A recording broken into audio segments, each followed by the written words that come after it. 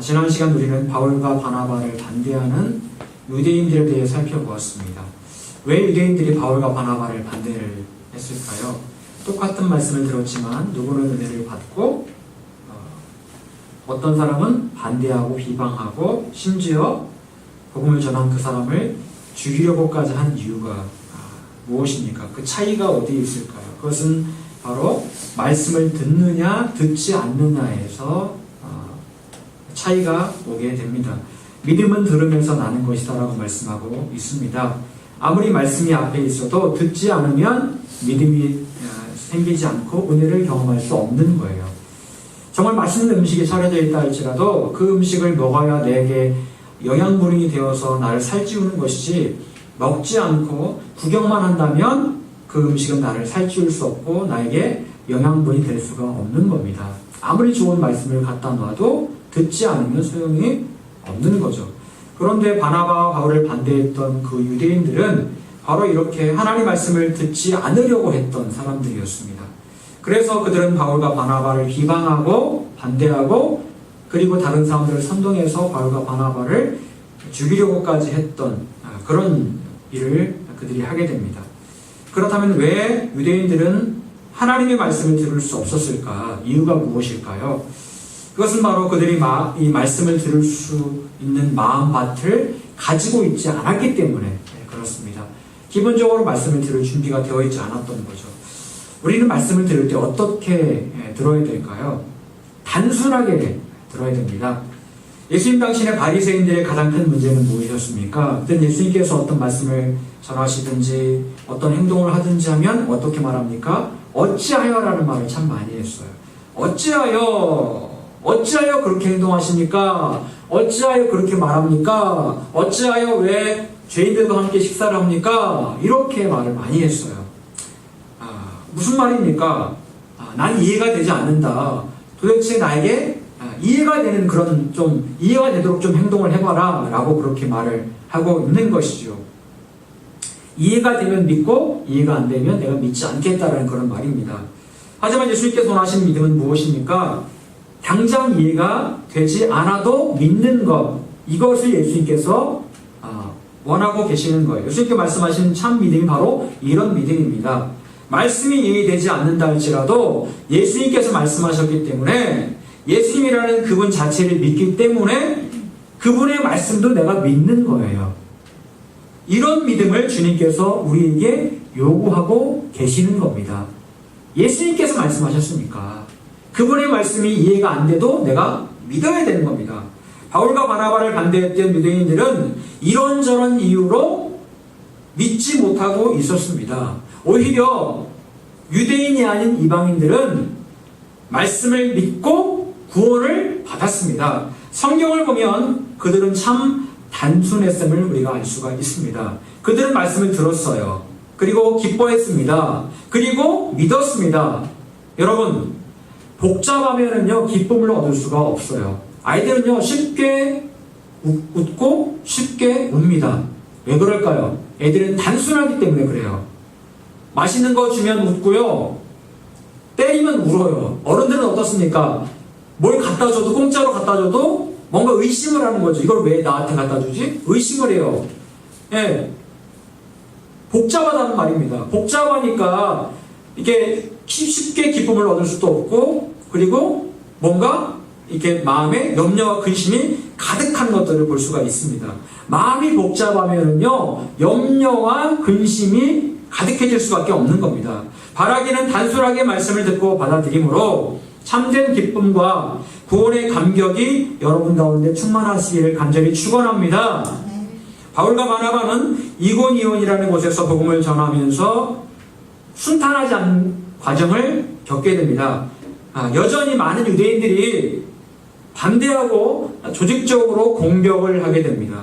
유대인들은 단지 자기 자신들만 말씀을 거부하는 것이 아니라 주위 사람들에게 안 좋은 소문을 퍼뜨려서 바울과 바나바에 대한 나쁜 감정을 갖게 합니다. 그래서 결국 주위 사람들도 말씀을 듣지 못하게 하는 그런 일을 하려고 하죠. 바울과 바나바는 복음을 전하는데 이런 어려움을 계속적으로 겪게 되면서 어떤 생각을 했을까요? 복음을 전하고 하나님의 뜻을 따라서 세상을 살아간다는 것 참 쉽지 않습니다. 어려워요. 정말 어렵습니다. 순탄하지 않고 계속되는 공격과 그 어려움 속에서 도대체 나는 어떤 선택을 하는 것이 현명할까? 더군다나 바울과 바나바를 반대하는 유대인들은 안 좋은 소문을 퍼뜨려서 바울과 바나바를 만나는 사람들이 부정적인 마음들을 갖게 하고 있었습니다. 정당한 이유 없이 욕을 먹고 공격을 당하고 있는 그런 상황이었습니다. 여러분, 우리가 이 땅에서 예수 믿는 사람답게 살아간다는 것 정말 어렵습니다. 이유 없는 공격을 당하기도 하고요. 정말 심한 고초를 당하기도 합니다. 그럴 때에 우리는 어떻게 하나님의 뜻을 따라 살아갈 수가 있을까? 오늘 말씀을 통해서 우리가 교훈을 얻기를 원합니다.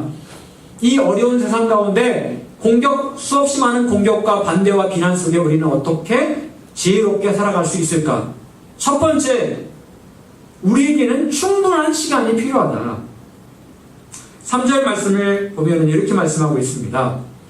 두 사도가 오래 있어 주를 힘입어 담대히 말하니 주께서 그들의 손으로 표적과 기사를 행하여 주사 자기 은혜의 말씀을 증언하시니.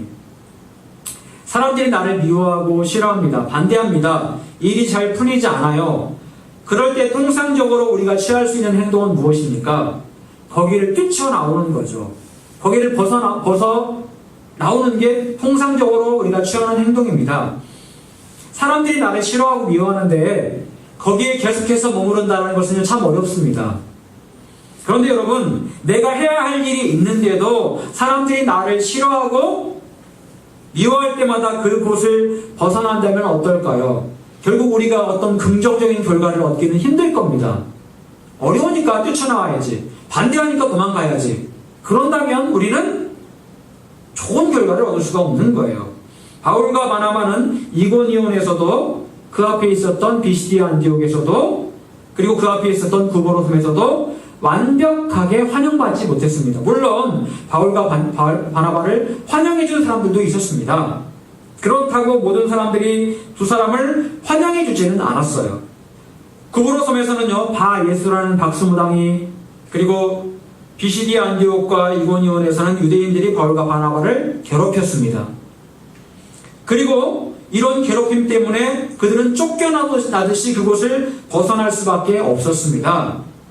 그런데 두 사람이 이런 괴롭힘과 방해에도 불구하고 사역을 성공적으로 감당할 수 있었던 비결이 있었습니다.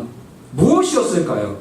그것은 바로 두 사람이 사역지에서 어떤 결과를 볼 때까지 충분한 시간을 머물렀기 때문에 그렇습니다.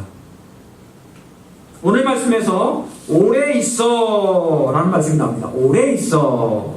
이 말씀의 깊은 뜻은요, 충분한 시간 동안이라는 말이에요. 충분한 시간 동안. 이 말씀은 단순하게 그냥 오래 버틴다는 의미가 아닙니다. 내가 거기서 그냥 버텨야지. 힘들어도 버텨야지. 이런 의미가 아니에요. 그냥 오래 있는다는 말은요, 이거는 상대적인 개념입니다. 어떤 사람에게는 하루가 오래라는 시간이 될 수도 있고, 한 달이 오랜 시간이 될 수도 있습니다. 그런데 충분한 시간이라는 개념은요, 어떤 일이 마무리될 때까지, 결과물을 볼 때까지 적당한 시간을 의미하기 때문에 보다 정확한 표현이라고 볼 수가 있는 겁니다. 바울과 바나바는 유대인들의 비방과 공격 앞에서 어떻게 하면 하나님께서 맡기신 일을 제대로 감당할 수 있을지를 참 잘 알고 있었습니다. 두 사람이 취했던 방법은 무엇이었습니까? 그것은 바로 충분한 시간 동안 그곳에 머무르는 거였어요. 사람들의 따가운 시선과 견디기 어려운 공격 앞에서 계속적으로 거기에 머무른 거예요. 결코 쉽지 않았지만 충분히 그곳에서 머물렀습니다. 바울과 바나바는 그것이 어려움을 이겨내는 최선의 방법이라는 것을 잘 알고 있었던 거예요. 어쩌면 바울과 바나바가 인간적인 마음을 가지고 있었다면 그곳을 당장 벗어나고 싶었을 겁니다. 자기들을 환영하지도 않고 이유 없이 공격하는 그곳에서 나를 대접하지도 않고 나를 이렇게 반대하는 그곳에서 머물고 싶었겠습니까?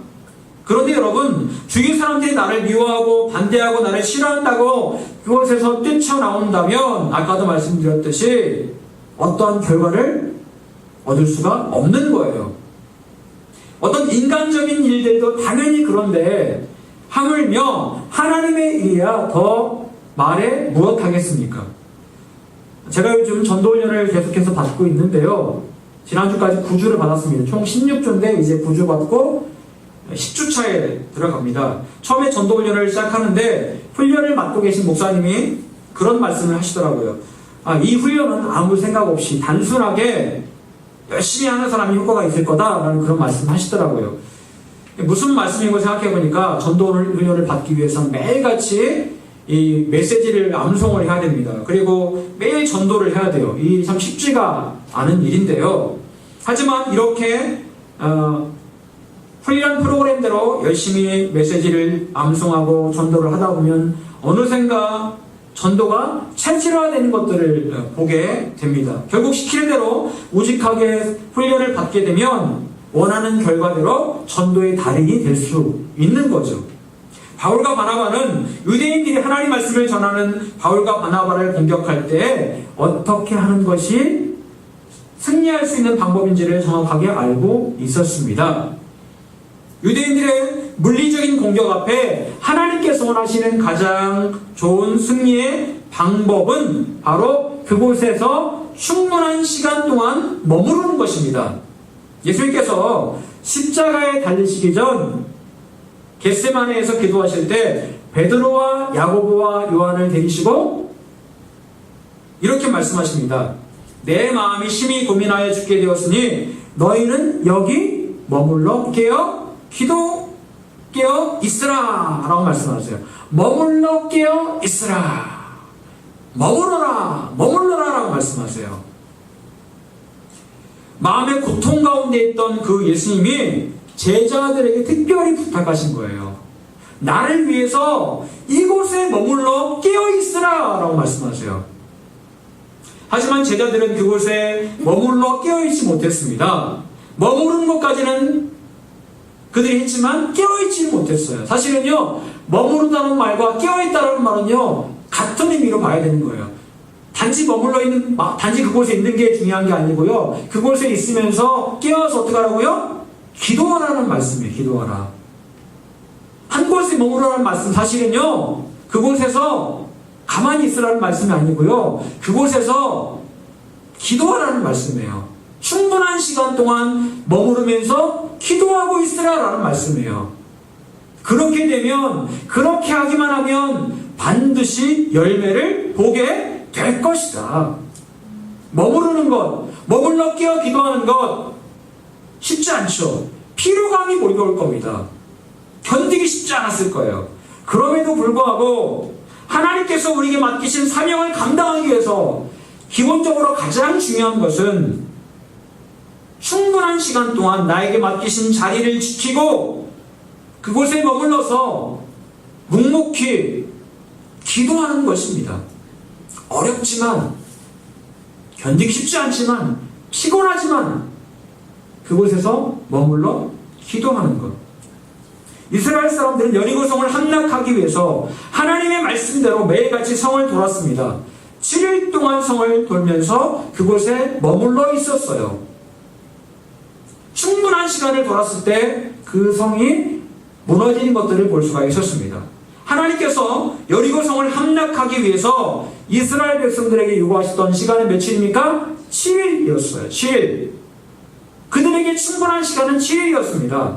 그리고 그들이 충분한 시간, 그 7일을 채웠을 때에 여리고성이 무너지는 것들을 볼 수 있었습니다. 여러분, 하나님께서 우리에게 요구하시는 그 충분한 시간은 하나님께서 역사를 이루실 시간입니다. 그 시간까지 우리는 그곳에 머물러 있어야 돼요. 그 시간이 채워질 때까지는 어떠한 일도 일어나지 않을 겁니다. 여리고성이 7일 되기 전까지는 그냥 그대로 있었거든요. 금도 갈라지지 않고 돌덩어리 하나 떨어지지 않고 그대로 있었어요. 그런데 7일 동안 이스라엘 백성들이 그곳에 머무르며 그 성을 돌며 묵묵히 소리 죽여 기도했을 때에 7일이 되니까 충분한 시간을 채우고 나니까 그때 그 성은 와르르 무너진 겁니다. 그때까지 우리는 그곳에 충분한 시간을 두고 머무르며 기도해야 되는 거예요. 당장 어떤 일이 벌어지지 않는다고 실망하고 낙심할 필요가 전혀 없는 겁니다. 사람들이 나를 공격하고 나를 비난하고 나를 에워싸고 내가 그래서 우겨쌈을 당한다 할지라도 하나님의 때가 이룰 때까지는 내가 끝까지 버티고 그곳에 머물러야 되는 거예요. 여러분, 충분한 시간 동안 하나님께서 이루실 그 시간이 될 때까지 우리는 여러분의 그 사명의 자리에서 머물러 계시기를 간절히 축원합니다. 그렇다면 두 번째로 바울과 바나바는 어떻게 이 어려움을 이길 수가 있었을까? 두 번째로 그들은 하나님을 힘입었습니다. 우리 3절 말씀 다시 한번 읽어보겠습니다. 3절 말씀 읽어보겠습니다. 자, 시작. 두 사도가 오래 있어 주를 힘입어 담대히 말하니 주께서 그들의 손으로 표적과 기사를 행하게 하여 주사 자기 은혜의 말씀을 증언하시니. 아멘. 여기 보니까요, 바울과 바나바가 단지 그냥 오랜 시간을 이고니온에서 있었다라고 말씀하지 않고 있습니다. 단순하게 버티는 것을 말하는 게 아니에요. 그냥 아주 정말 힘들어 죽겠는데 참고 그냥 묵묵히 그냥 견뎌야지, 이걸 말씀하는 게 아니에요. 밑도 끝도 없이 버티라라고 말하면 이건 정말 힘들죠. 그게 아니라는 겁니다. 여기에서 중요한 말씀을 하고 계세요. 주를 힘입어. 영어로 보니까 in the Lord라고 되어 있어요. in the Lord. 무슨 뜻입니까? 하나님 안에, 주님 안에서 라는 말이에요. 주님 안에서. 즉 주를 힘입는다라는 말씀은요, 주님 안에서, 나중에 그 뒤에 말씀을 제가 드릴 텐데, 첫 번째는요, 주님 안에 있으라는 거예요. 주님 안에. 그러니까 바울과 바나바는 이고니온에서 유대인들의 공격과 반대에도 불구하고 오랜 시간을 충분히 견딜 수 있었는데, 그것은 그들이 단순하게 그곳에서 오래 버텼던 것이 아니고 하나님 안에서 충분히 오랜 시간을 그곳에서 있었다라는 말씀이에요. 여러분, 다윗은요 10년 동안 사울왕을 피해 도망을 다녔습니다. 참 오랜 시간이죠. 10년 동안. 그 오랜 시간을 도망을 다녔다면 보통 사람 같으면 노이로제에 걸려서 미쳤을 겁니다. 10년 동안 쫓겨다녔으니까요. 엄청난 스트레스가 있었을 겁니다. 밤에 잠도 못 잤을 거예요. 하지만 다윗은 그 10년을 잘 견디고 잘 참았습니다. 그리고 드디어 이스라엘의 왕이 될 수가 있었습니다. 다윗이 이렇게 오랜 시간을 잘 견딜 수 있었던 힘은 무엇이었을까요? 그것은 바로 그가 하나님 안에 있었기 때문에 그래요.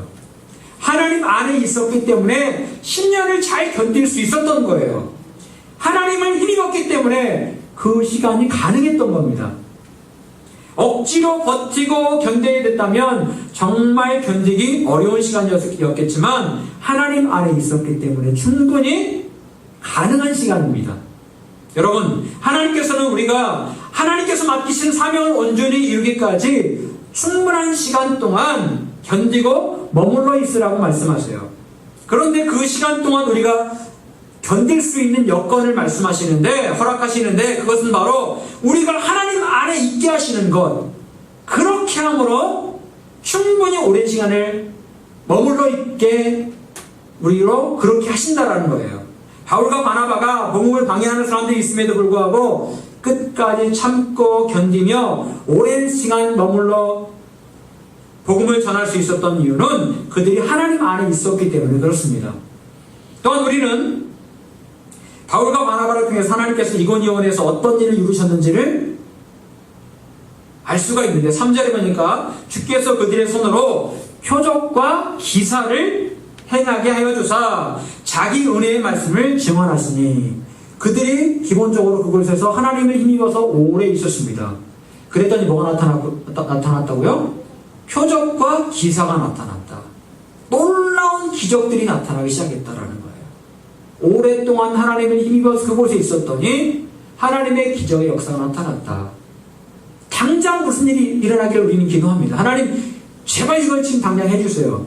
근데 하나님의 그 역사가 당장 일어나지 않을 때가 있습니다. 하지만 우리가 하나님을 힘입어서 충분히 오랜 시간 그곳에 있는다면 하나님께서 우리를 통해서도 이런 기적의 역사를 일으키실 수 있는 거예요. 이 말씀을 통해서 우리가 알게 되는 것은 무엇입니까?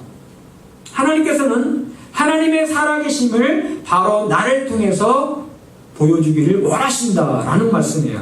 여러분, 하나님께서는 하나님이 살아계시다는 것을 바로 여러분을 통해서 이 땅에 나타나기를 원하신다는 것을 믿으시기 바랍니다.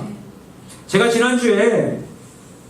지지난주죠. 한 찬양 선교사님의 간증을 직접 듣게 되었습니다. 전도훈련을 가서 그분의 간증을 듣게 되었는데 그분이 예전에 잘 나가던 그런 분이었답니다. 그래서 방송국에도 다니고 그리고 이분이 음대를 나오셔서 뭐 이렇게 작곡도 하고 그런 분이래요. 근데 이분이 이제 브라스죠. 그러니까 뭐 색소폰이나 뭐 트럼펫 같은 이런 관악기를 연주를 참 잘하시는 그런 분이세요. 근데 어느 날 이분이 잘 나가는 어느 날 피를 토하기 시작했답니다.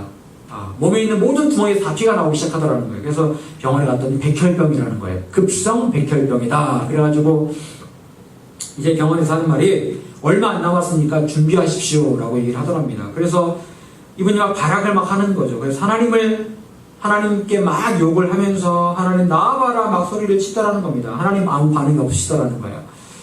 그래서 죽을 날만 기다리겠는데 어느 날 그 집에서 이렇게 있는데 밖에서 이분의 이름을 부르는 소리가 들리더라는 겁니다. 누구누구야 부르더라는 거예요. 그래서 밖에 나가봤는데 아무도 없더라는 겁니다.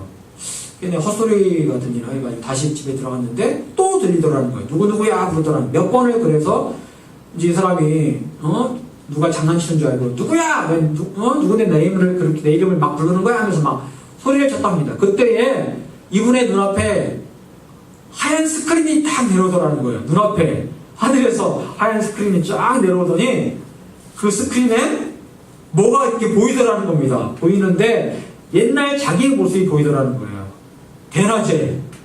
대낮에 마당 한가운데 스크린 내려가지고 자기 모습이 그 스크린에 보이더라는 거예요.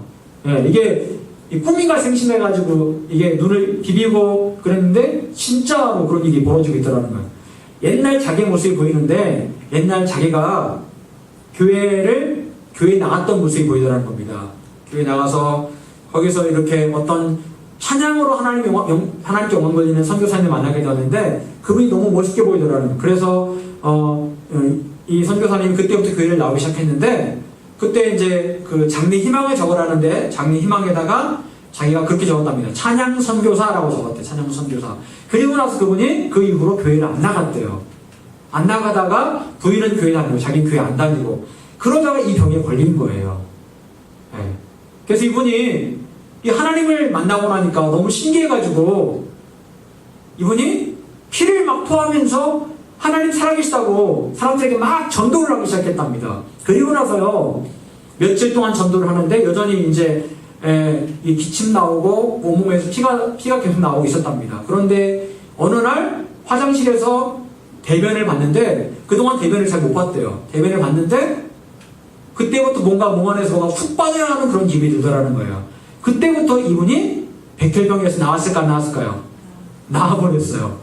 병원에서 도저히 안 된다 이거는 이미 가망 없다라고 했는데 완전히 나와버린 거예요. 백혈병이요. 그래서 그때부터 이분이 완전히 인생이 새로워진 거죠. 그래서 자기가 그동안에 타락했던 그런 삶을 다 정리하고 하나님을 위해서 찬양 선교사로 일하게 되었더라는 거예요. 그러니까 간증하고 다니고 찬양하는 그런 이렇게 보니까 이분이 색소폰을 보는데 기가 막히게 불더라고요. 진짜요. 와, 가끔 머리 좀 틀리기도 하지만 진짜 너무너무 기가 막히게 그 색소폰 부는 거를 보니까 저도 모르게 눈물이만 나더라고요. 진짜로. 그 정도로 굉장히 사람의 심금을 울리는 그런 게 있더라고요. 이분이 그래 지금은 간증하는 인생을 산답니다. 그래서 외국도 다니고 그러신다고 하더라고요. 제가 그분의 모습을 보면서 야 정말 하나님 살아계시구나. 다시 한번 제가 그분을 보면서 느낄 수가 있었습니다. 그리고 이분을 통해서 많은 사람들이 하나님의 살아계심을 보고 있다는 것들을 제가 확실히 볼 수가 있었습니다. 하나님께서는 그 선교사님을 통해서 하나님께서 분명히 살아계시다는 것을 알게 하셨고 그 선교사님을 사용하고 계시는 거죠. 여러분, 동시에 바울과 바나바를 통해서 하나님께서는 하나님의 살아계심을 사람들에게 알게 하시고 또한 저와 여러분을 통해서 하나님의 살아계심을 보기 원하신다는 것을 믿으시기 바랍니다.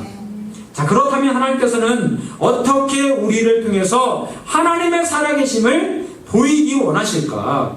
바울과 바나바는 어떤 모습으로 하나님의 표적과 기사를 보여줄 수 있었습니까? 성경은 중요한 말씀을 언급하고 있습니다. 바울과 바나바는 주를 힘입어 담대히 말했다. 그랬더니 주께서 그들의 손으로 표적과 기사를 행하게 하셨다.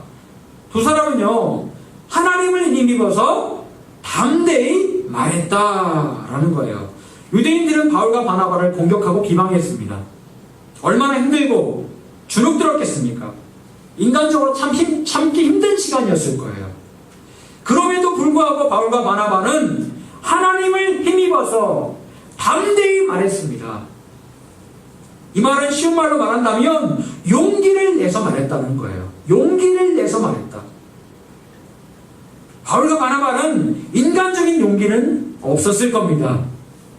공격당하고 비난당했기 때문에 인간적인 용기는 없었을 거예요. 유대인들의 공격과 비난 앞에 인간적인 용기를 낸다는 것은 정말 어려웠을 겁니다. 하지만 그들은 하나님을 힘입었고 하나님 안에 있었기 때문에 용기를 낼 수 있었습니다. 그래서 담대하게 말할 수 있었고, 그렇게 했을 때에 하나님께서 기적과 표적을 그들을 통해서 일으키신 거예요. 사랑하는 여러분, 하나님께서 사용하시는 하나님의 사람들에게 하나님께서 주시는 것이 있습니다. 그것이 무엇일까요? 그것은 바로 용기입니다. 갈멜산에서 엘리야는 850명의 우상 숭배자들과 싸웠습니다. 인간적으로 말이 됩니까? 말이 안 돼요. 그런데 엘리야는 하나님 안에 있었기 때문에 용기를 냈어요. 850대 1이라 할지라도 용기가 있었기 때문에 그들과 싸울 수가 있었습니다. 그래서 하나님께서는 엘리야를 통해서 기적을 일으키셨고 하나님께서 살아계신다는 것을 엘리야를 통해서 보여주신 거예요. 그것은 바로 용기 있는 한 사람 엘리야를 통해서 하신 일이에요. 골리앗 앞에 서 있는 어린 소년 다윗, 역시 말이 안 되는 상황이죠. 하지만 다윗은 하나님 안에 있었습니다. 그랬더니 하나님께서 어린 다윗에게 힘을 주셔서 기적같이 골리앗을 이길 수가 있었습니다. 그것은 바로 용기 있는 한 사람 다윗을 통해서 하나님께서 하신 위대한 일이에요. 12명의 정탐꾼 가데스 바네아에서 가나안 땅을 정탐하고 옵니다. 10명의 정탐꾼의 대답은 솔직히 맞는 말이죠. 현실적인 말입니다. 그들 앞에 우리는 메뚜기입니다. 그들의 키가 장대예요. 우리는 그들 앞에 메뚜기입니다. 이거 안 되는 게임이에요. 맞는 말이에요. 현실적인 대답이죠. 대부분의 사람들 그런 말 합니다. 하지만 2명, 누구와 누굽니까? 여호수아와 갈렙만큼은 비현실적인 대답을 해요. 비현실적인 대답이죠. 하지만 하나님께서는 비현실적인 두 사람의 대답을 기뻐하셨고 두 사람만 가나안에 들어가게 하셨어요. 이유가 무엇이었습니까? 두 사람에게는 하나님께서 기뻐하시는 무엇이 있었습니까? 용기가 있었어요. 용기. 하나님께서는 용기 있는 사람을 사용하십니다. 두려워하는 사람, 현실적으로 이건 안 돼요. 누구든지 그렇게 말할 수 있죠. 말도 안 돼, 이거는. 이거는 상식적으로 안 되는 일이에요. 누구나 그렇게 말할 수 있습니다. 하지만 하나님께서는 그런 사람을 사용하시는 것이 아니라 하나님을 믿고 용기 있게 전진하는 사람, 용기 있게 선포하는 사람, 그런 사람을 사용하십니다. 용기 있는 사람 바울과 바나바를 통해서 기적과 표적을 일으키셨듯이 우리들의 그 용기를 보시고 우리를 통해서 하나님의 기적과 표적을 이 땅 가운데 일으키기를 원하고 계시는 거예요. 용기를 다른 말로 말한다면 믿음이에요. 믿기 때문에 용기를 낼 수 있는 거죠. 믿음이 없으면 용기를 못 내요. 현실적인 대답을 합니다. 이건 안 돼. 당연히 안 되지. 하지만 믿음이 있으면 용기를 낼 수 있는 거예요. 바울과 바나바는 하나님 안에 있었기 때문에 용기를 낼 수 있었던 거예요. 그래서 담대히 말할 수 있었던 겁니다. 말씀을 정리합니다. 우리가 하나님께서 맡기신 일을 제대로 감당하기 위해서 우리에게 필요한 것은 두 가지입니다. 하나는 반대를 무릅쓰고 충분한 시간을 내어서 사명의 자리에 머무르는 거예요. 충분한 시간 동안 머물러라. 하나님께서 이루실 그때까지, 하나님의 그 타임이 올 때까지. 하나님의 시간 뭡니까? 카이로스죠. 카이로스의 시간이 올 때까지 그곳에 충분히 머물러라. 그러면 하나님께서 여러분을 통해서 일하실 것이다.